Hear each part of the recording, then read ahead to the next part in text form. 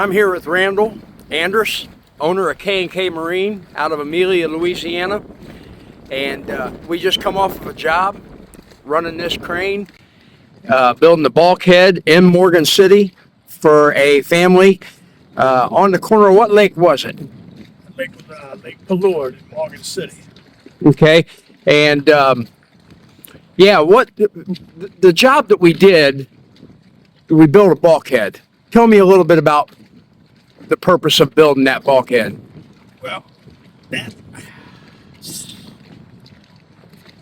particular project right there, subdivision, was founded in 1963, and they had put a bulkhead back then for people living right on the lake.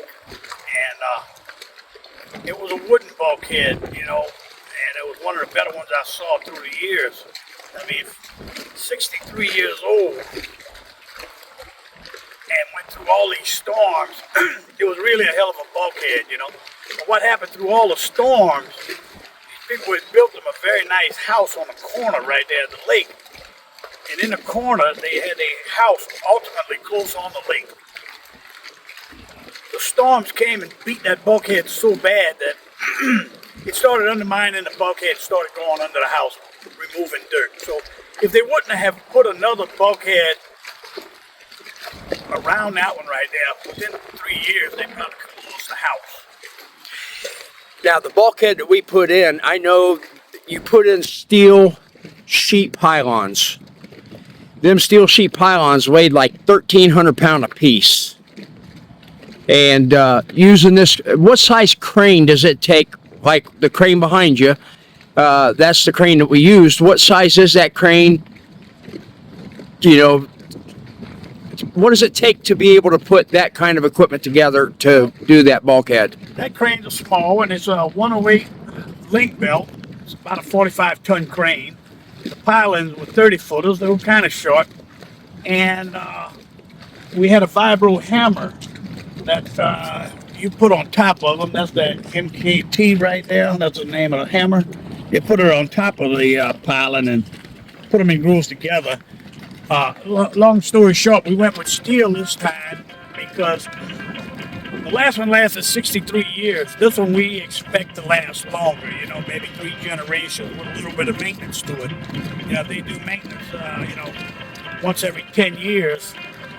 They ought to get 75 years out of that bulkhead, And by putting that steel bulkhead, they were able to come up higher than the last one. And probably gain a little bit more property. With that being said, they secured the property on their house. You know what I mean? It won't wash away now. So it was really a needed to-do thing, putting that bulkhead there. Now, you did that in Morgan City. How far out and around do you travel to be able to do stuff like that? I mean, we go from probably from the Texas borderline all the way to Mississippi. We do some in Mississippi also, and we go also in Texas. So you have more than one crane, more than one, barge? Hey, Roger, we have 3 crane barges right now. This is the smaller one out of the bunch. We got two other barges with 150-ton manacle with about 4,000 W's on them. They work in the dredging industry. This one here, because of its size, it's easy to get around residentials and some commercial properties. How many people does it take on a crew to be able to do something like that? To keep cost efficient for the customer? Oh, we can have a 5-man crew and we can rock.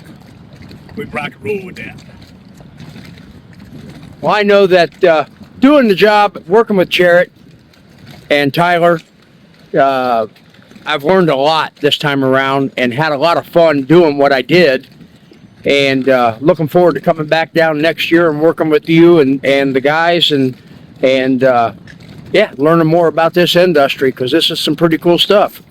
Yeah, it's pretty interesting. And when you see after each storm we've been through, there's a lot of land that's been lost. There's a lot of bulkheads been tore up.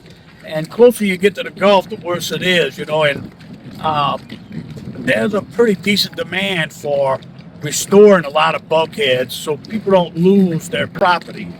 And it, you know, it brings the value back up to their property. Well, it's definitely an interesting world. Definitely love what I do down here with you. Well, we Buddy. appreciate it, Mike.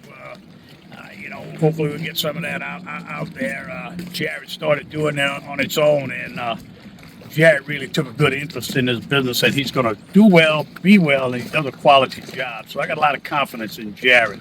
We're looking forward to Jared growing this thing in the future. Well, I know you got Jarrett, and then you also got your son Dalton. Dalton does a lot of work because I've worked with him some, and I know that in the background you have the T-Ray tugboat that we actually got to do an interesting job with that today, moving a big monster ship out of dry dock. So K&K don't only do just bulkheads. Yeah, when you were talking about Dalton earlier, Dalton does a lot of boat sheds, wharfs, walkways, docks, restoration, and lifting camps up. Sometimes the storms came up through the years, and where people had a lot of camps in their houses, the land had gotten washed away. So we've learned from other people how to pick them up. You know, we drive the pilots down, put caps on them, and raise them up 8 feet, 10 feet, whatever they looking to get done. And really looks nice once you got your camp up in the air. Then you got all the underground where you can hang out under the sun. So it's cool. Some of this stuff that it's interesting, and it brings the value back up to the owners, the property owners. Well, Randall, I thank you very kindly for your time. Really do appreciate the interview, and looking forward to what the future brings. Yes, sir. Thank you, brother.